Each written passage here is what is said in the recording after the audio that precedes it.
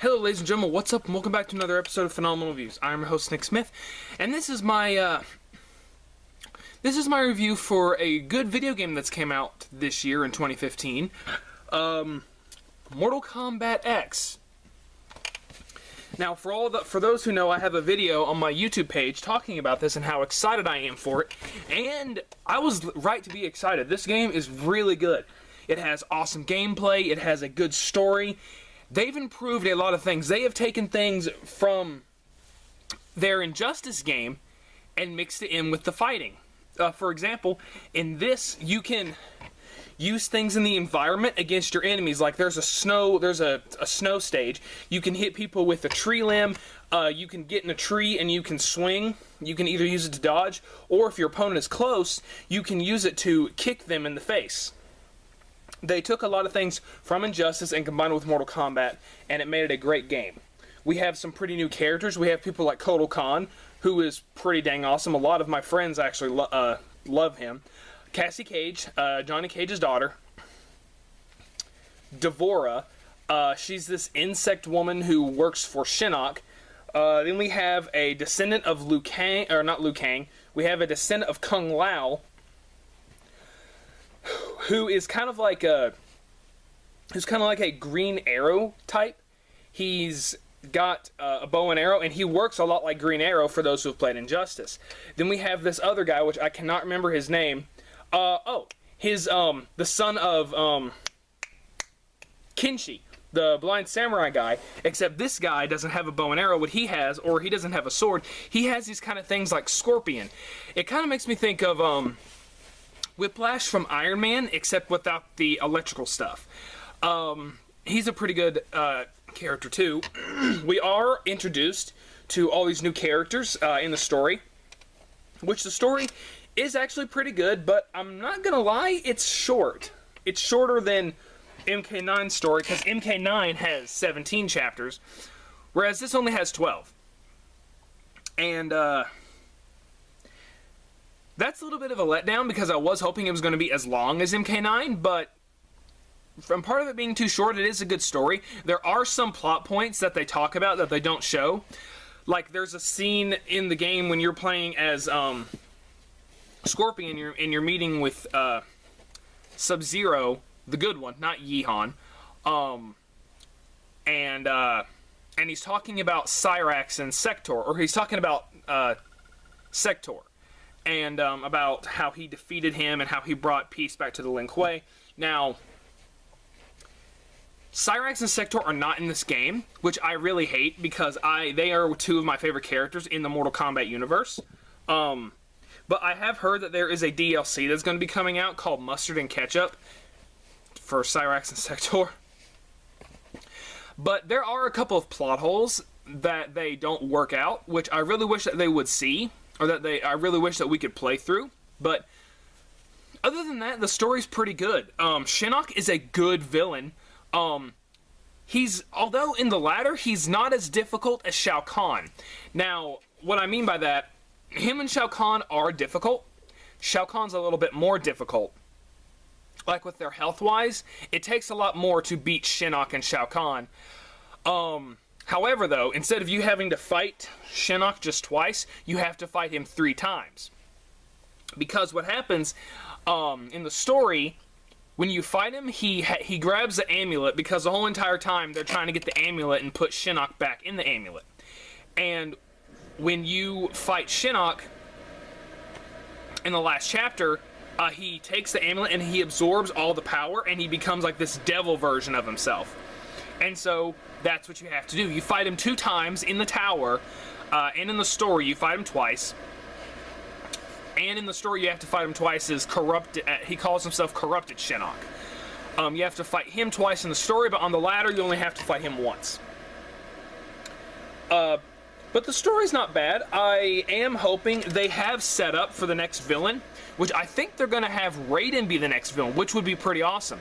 If they do keep making games, I'm hoping that we do get Unaga, because I love what they did with Shao Kahn. I don't know much about Shinnok, but he was a pretty good villain to fight.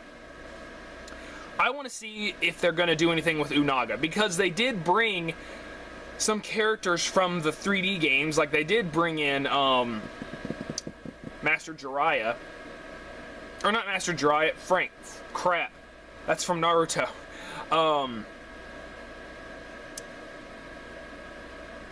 Oh my gosh, I can see his face, but I can't think of him. Oh well. The guy who trained Liu Kang that they mentioned in the first one. The fat guy who throws up and who's drunk. The samurai guy, him. Master Boraicho, that's it, Master Boraicho. He is in the game, though he doesn't really have any significance. Him and Raiden just talk about how they fought Shinnok in the past.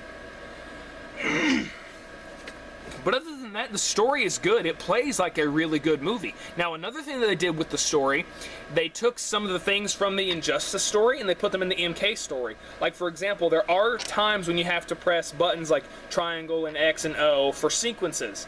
For example, there is a scene when Scorpion, in the beginning of the game, Scorpion comes in, and you do have to fight him in the helicopter, but it's a simulated fight, but you press the buttons to help Johnny get the advantage. So like in Justice, like when you would be throwing batarangs at Lex Luthor or Bane, you would be shooting arrows at Solomon Grundy. They did stuff like that, and it was really good. Because their Injustice game was really good, and it was nice to have them take this into the Mortal Kombat universe and make it a more fun fighting experience for us.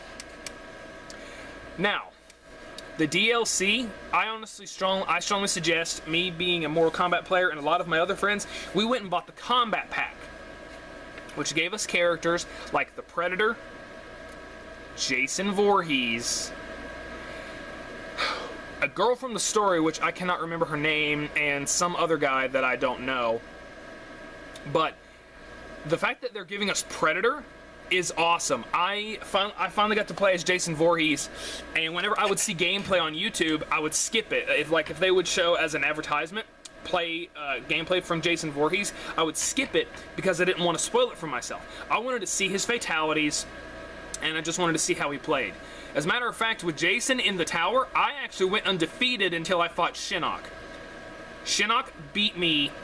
It took me 3 times to beat Shinnok total, but through the ladder, I was undefeated as Jason. Now, his fatalities, I'm not going to give away because they're hilarious, but they're also awesome. They're hilarious because it takes something from Friday the 13th films. Now, I'm going to be honest. With MK9, I loved the game, but I did not like playing as Freddy Krueger. I just couldn't work with him. But with Jason, I'm great with. I mean, I'm sure there's people who are better than me with Jason, but I could not play well with Freddy Krueger, but I can play amazing with Jason. So I strongly suggest, if you're going to pick up Mortal Kombat X, get the combo pack, get the Combat Pack, and also pre-order, or also get Goro. Because we could not play as Goro in the story, or not in the story, but in the tower, but we could play him on the Challenge Tower. Now, they have added new towers this time. In MKX, when we had the Challenge Tower, they had a lot of stuff all mixed together. This time, it's different towers. We have a Test Your Might Tower. We have a Test Your Luck Tower. We have the Challenge Tower. There's like a couple more towers, and I like that because it's not all scrunched up into one. It gives us multiple things to do, and I really like that. Another good thing with this game is the crypt. The crypt is amazing. Whereas in the crypt in MK9, it was just a graveyard. This time, it's more than just a graveyard. The crypt is scary in this game. You walk through a graveyard, there's more to the crypt. The crypt is much more big, it's bigger. There's scary crap, there's puzzles in the crypt. The crypt is the best thing, is one of the best things that they've improved from MK9 to MKX. Now, one more thing I'm going to talk about. In this game, they give us sequences where you can fight. Like, for example, if you play as Jason, you can play as Unstoppable. You have 3 sequences with each character, or let me rephrase that, not sequences, but styles. You have 3 styles that you can play with each character. And whatever thing you select, that's how you can fight throughout the whole match. You cannot switch between styles. And I'm gonna be honest, I like that. In the 3D games, I hated how you could switch to different modes. I just didn't care for it. Especially the weapons. I hated the weapons. That was the thing about the 3D games that I personally didn't care for. I just kind of thought that the weapons took away from it. I really just didn't care for it. But, you know, the fact of the matter is, each character has different moves with each set. Now, there is a downfall, either from each set that you play as. Some moves will be available, some moves won't be available in other fighting styles. And that's one thing that does suck, but it's not that much of a letdown. This game I would give a 9 out of 10. Only reason I'm not giving it a 10 out of 10 is because there are some plot holes in the story, and just because the story's short. But the story's not bad, it's great. There's a lot of good things in the story. It's really good. I strongly suggest that if you don't want to buy this game, at least rent it first. You will not be let down. If you are a Mortal Kombat fan, pick this game up. But if you're not, still give it a try. This game is fun. This game is awesomely fun. The new fatalities are cool. The new characters are cool.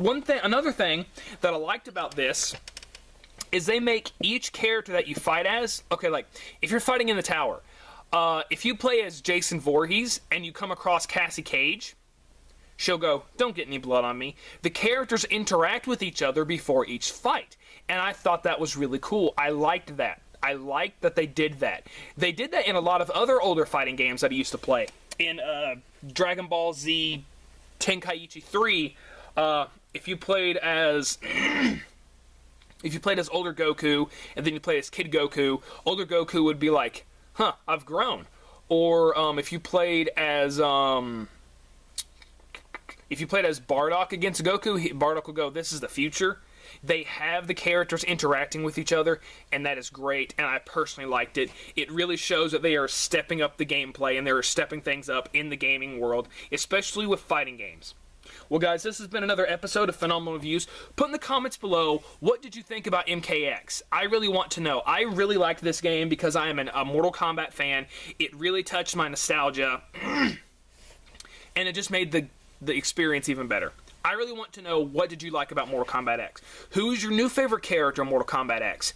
My new favorite character is honestly probably either Devora or probably Jason Voorhees because of the DLC. But I've played as all of the new characters. But yeah, who is your favorite character in the new Mortal Kombat game? Who is your favorite old character that they brought back? I really want to know. Guys, hit that like button, share my channel, comment, and subscribe. Have a good summer, guys. I'll be back next time.